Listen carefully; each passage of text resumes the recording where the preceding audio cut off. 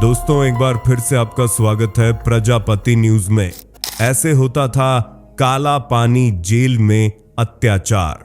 दोस्तों, सपने में भी क्या आपने कभी उस नर्क की कल्पना की है जहां इंसान को इंसान नहीं जानवर से भी बदतर समझा जाता था, जहां हर सांस एक सजा थी और हर दिन एक जंग। स्वागत है आपका उस काले इतिहास की दास्तान में जहां भारत माता के सपूतों को तोड़ने के लिए अंग्रेजों ने बनाई थी एक ऐसी जेल जो थी दुनिया की सबसे खौफनाक जेलों में से एक, काला पानी जेल। ये कहानी है उन वीर स्वतंत्रता सेनानियों की जिन्हें समंदर पार भेजकर न सिर्फ उनकी आजादी छीनी गई बल्कि उनकी आत्मा को कुचलने की कोशिश करी गई। ये कहानी है भूख, दर्द और अंधेरे की, लेकिन साथ ही हिम्मत और बलिदान की। तैयार रहिए, क्योंकि आज हम आपको ले चलेंगे उस जेल की गहराइयों में जहां हर कोने में छिपा था एक नया अत्याचार और हर दीवार चीख रही थी आजादी की पुकार। बस 1 मिनट के लिए भी वीडियो को स्किप मत करिएगा और अंत तक मेरे यानी कि अपने दोस्त विशाल प्रजापति के साथ इसी तरह बने रहिएगा। लेकिन हाँ, वीडियो शुरू करने से पहले एक छोटी सी रिक्वेस्ट है। आपके सामने है भारत का नक्शा। अब जरा नजर दौड़ाइए बंगाल की खाड़ी की ओर। वहां भारत से 1255 किलोमीटर दूर बसे हैं अंडमान और निकोबार द्वीप समूह। इन द्वीपों के साउथ अंडमान में बसा है पोर्ट ब्लेयर और यहीं इस खूबसूरत द्वीप के बीचों बीच खड़ा है वह काला इतिहास सेलुलर जेल जिसे हम जानते हैं काला पानी जेल के नाम से। लेकिन सवाल यह कि आखिर इस जेल का नाम काला पानी क्यों पड़ा? जवाब छिपा है हमारे देश की प्राचीन मान्यताओं में। हिंदू धर्म में एक पुराना विश्वास था कि समुद्र पार करने से इंसान अपवित्र हो जाता है। गंगा के किनारे रहने वाले सबसे पवित्र माने जाते थे और जैसे जैसे आप गंगा से दूर जाते वैसे वैसे आपकी पवित्रता कम होती जाती। 500 ईसा पूर्व में लिखे गए बौधायन धर्म सूत्र में भी इसका जिक्र है कि समुद्र यात्रा इंसान को अपवित्र बनाती है। इस डर का असर इतना था कि कुछ लोग तो समुद्र पार करने के लिए अपना धर्म तक बदल लेते। और हाँ, ये सिर्फ पुराने जमाने की बात नहीं, आज भी तिरुपति मंदिर में ये नियम है कि अगर कोई पुजारी समुद्र पार करता है तो उसे गर्भगृह में प्रवेश की अनुमति नहीं मिलती। लेकिन अंग्रेजों ने इस मान्यता को हथियार बनाया। 1857 की क्रांति के बाद जब पूरे देश में आजादी की चिंगारी भड़क उठी तो अंग्रेजों ने समझ लिया कि सिर्फ गोलियां चलाकर बगावत को नहीं रोका जा सकता। उन्हें उन सूरमाओं को तोड़ना था जो भारत माता के लिए अपनी जान देने को तैयार थे। और इसके लिए उन्होंने बनाया एक ऐसा जेल जो न सिर्फ सजा देता था बल्कि इंसान की पूरी पहचान, उसका धर्म, उसका समाज, सब कुछ छीन लेता था। यही थी काला पानी जेल, वह जगह जहां इंसान की सामाजिक मृत्यु तय थी। क्योंकि एक बार अगर कोई समुद्र पार करके इस जेल में गया तो वैसे ही उसका समाज, उसका धर्म सब उससे दूर चला जाता है। बाकी जेल के अंदर क्या होता है ये तो दूसरी ही कहानी है। और दोस्तों, इसी सोच के साथ साल 1896 में शुरू हुआ इस जेल का निर्माण। लेकिन क्या आप जानते हैं इसे बनाने वाले और कोई नहीं बल्कि भारत की दूसरी जेलों से लाए गए कैदी ही थे। जी हां, अंग्रेजों ने अपने हाथ गंदे करने की बजाय भारतीय कैदियों से ही यह नर्क बनवाया। 10 साल तक चले इस निर्माण में 20 शून्य क्यूबिक फीट स्थानीय पत्थर और 30 लाख ईंटें लगीं। सारा सामान बर्मा यानी आज का म्यांमार से मंगवाया गया और लागत लगभग 5,17,000 रुपए। आज आपको सुनने में भले ही कम लगे लेकिन उस जमाने में एक बहुत बड़ी रकम थी। लेकिन इस जेल की असली खतरनाक चीज थी इसकी डिजाइन। इसे बनाया गया था एक ग्रीक पौराणिक चरित्र आर्गस पैनोप्ट से प्रेरित होकर, जिसके पूरे शरीर पर आंखें थीं जो हर दिशा में देख सकता था। 18वीं सदी में जेरेमी बेंथम ने इस कॉन्सेप्ट को पैनोप्टिकॉन नाम दिया।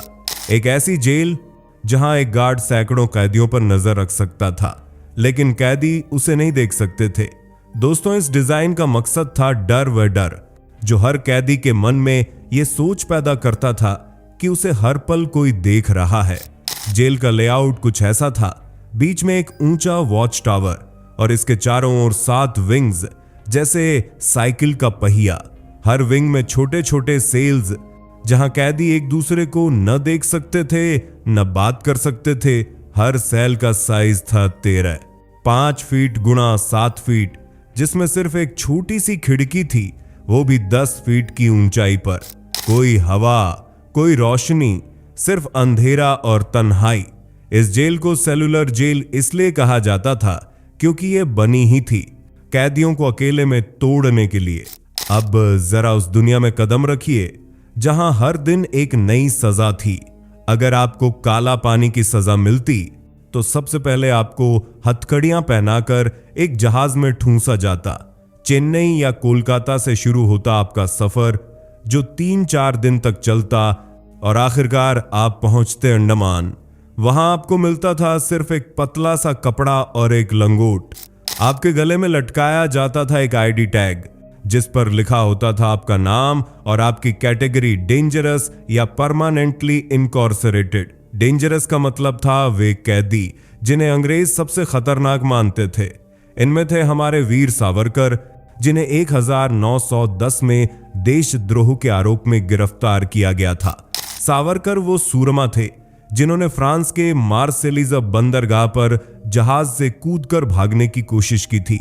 समंदर में तैरते हुए फ्रांस की जमीन तक पहुंच गए, लेकिन अंग्रेजों ने उन्हें फिर पकड़ लिया।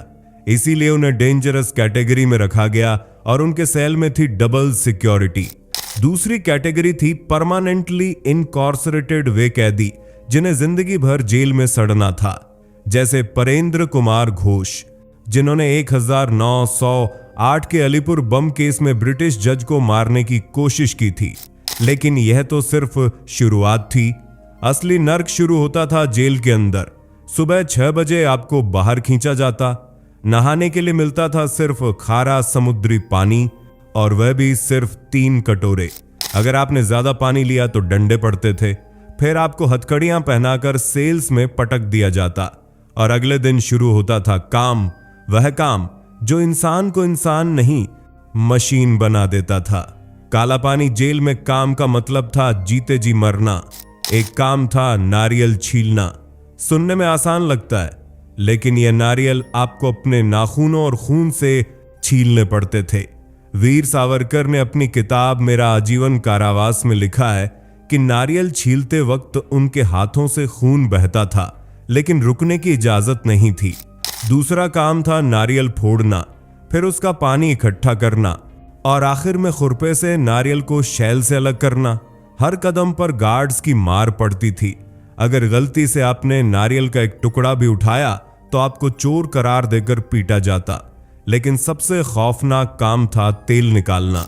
गांवों में आपने देखा होगा बैल कोल्हू चलाते हैं, लेकिन काला पानी में यह काम इंसान करते थे। एक भारी लोहे का कोल्हू जिसे आपको दिन भर घुमाना पड़ता था, सुबह 6 बजे से शाम 5 बजे तक, बिना रुके, बिना पानी, बिना वॉशरूम ब्रेक। हर कैदी को 30 पाउंड यानी 14 लीटर तेल निकालना होता था। अगर कोटा पूरा नहीं हुआ तो रात भर वही कोल्हू चलाना पड़ता। कई कैदी तो थककर बेहोश हो जाते थे, उनके हाथ छिल जाते, पैरों से खून निकलता, लेकिन अंग्रेजों को कोई फर्क नहीं पड़ता। एक बार एक कैदी को लूज मोशंस हो गए। वह बीमार था, कमजोर था, लेकिन उसे उसी हालत में कोल्हू चलाने को मजबूर किया गया। सावरकर ने लिखा है कि उस कैदी को अपनी गंदगी तक साफ करने को कहा गया और फिर उसे एक टॉर्चर डिवाइस में बंद कर दिया गया 3-4 दिन तक, सबके सामने, ताकि बाकी कैदियों में डर बरकरार रहे।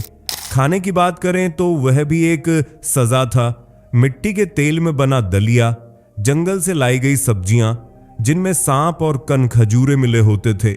हफ्ते में 2 बार दही मिलता था, लेकिन उसे जमादार छीन लेते थे। असल में जेल के अंदर ब्रिटिशर्स ही जेलर होते थे, लेकिन गार्ड का काम भी कैदियों से करवाया जाता था, और ये वह कैदी होते थे जो सबसे ज्यादा चापलूस होते थे। इस तरह के कैदियों को जमादार कहा जाता था, जो अक्सर कैदियों की रिपोर्ट ब्रिटिशर्स को देते थे, जिसकी वजह से इन्हें जेल के अंदर पावर और अच्छा ट्रीटमेंट मिलता था। ये लोग ज्यादातर बलोच और पठान होते थे जो अपने ही साथियों पर अत्याचार करते थे, और अगर आपने खाने की शिकायत की तो डंडे पड़ते थे। 1933 में कैदियों ने इस खराब खाने के खिलाफ हड़ताल शुरू की।